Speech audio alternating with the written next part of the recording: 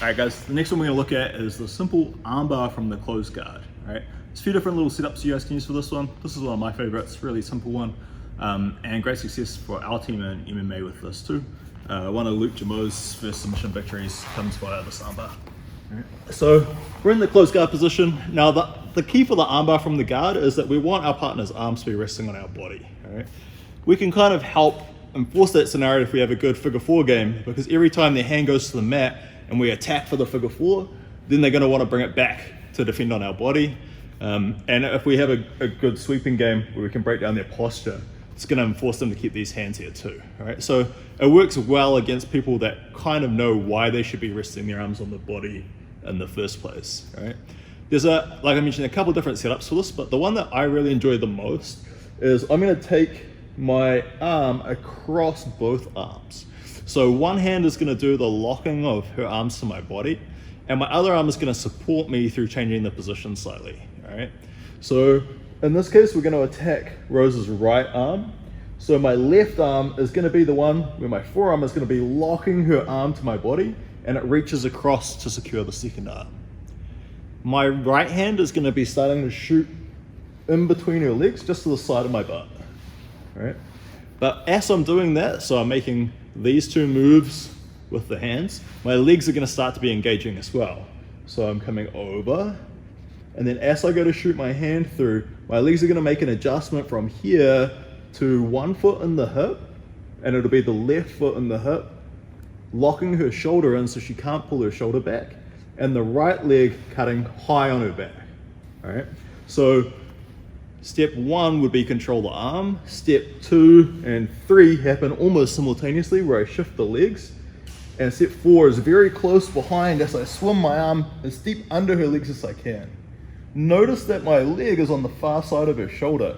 This is stopping her from coming around or escaping by pulling her shoulder back, right? So my right leg is cutting very high on her back, and that's stopping her from posturing up to pull her arm out. From here, my leg controlling the far side can now migrate over the head, and it cuts down, legs running parallel.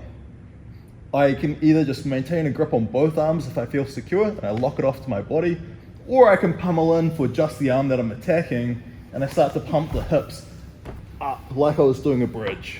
All right. It's not so much about putting weight heavy down through the legs as it is about pushing my own hips forward. All right. So a little bit of tension here. Notice the key thing is that the elbow needs to be still on the body or above the hips. Once you've lost the elbow, you've lost the technique. Okay. So let's run through that again. Arms are on the body, secure them. I switch the legs, locking in the shoulders and the posture. I dive my arm through, which helps me get to the correct body position. I should be slide on to Rose now, looking down her ear. From here, the leg migrates over the head, and I pump the hips with the arm secure. All right. You should notice that the position that we're in, although it looks a little bit different to our regular armbar, is in fact very similar. If she was to tip off balance, I'm now into a normal armbar. Okay. So the armbar from the guard. Let's look from a few different angles. Hands on the body, secure, switch the leg grip, dive in, leg comes over the head, hip pump, and get the finish. So,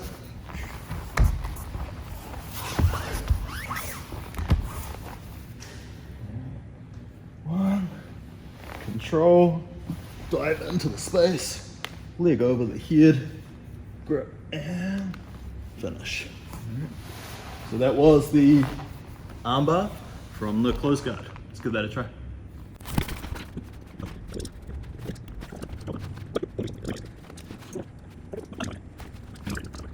Alright guys, so I'm just going to add on to that a little bit for you.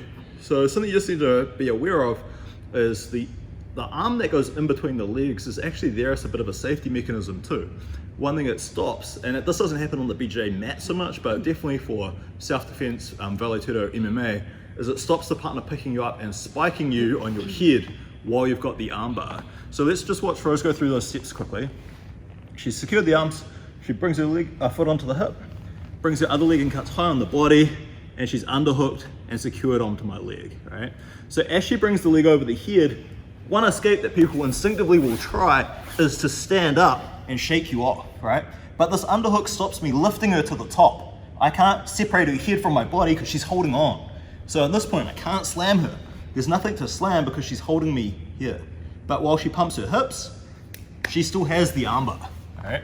So a really, really valuable little safety tool. It only works though if you've set up the armbar that way where you're controlling both arms with yours and you're underhooking the leg, right? An alternate grip that people sometimes do for the guard setup is they will thread through and hold on a cross grip while they come through. However, that stops them from underhooking the leg. So my preference is to wrap both and underhook the leg all the time, right? There's quite a few cases in New Zealand of people that have been stacked on their head in an armbar and have been seriously injured. So just be very mindful of that. It's not a recommended escape. It's something that you just need to be prepared to defend against, right? Underhook the leg, don't get stabbed.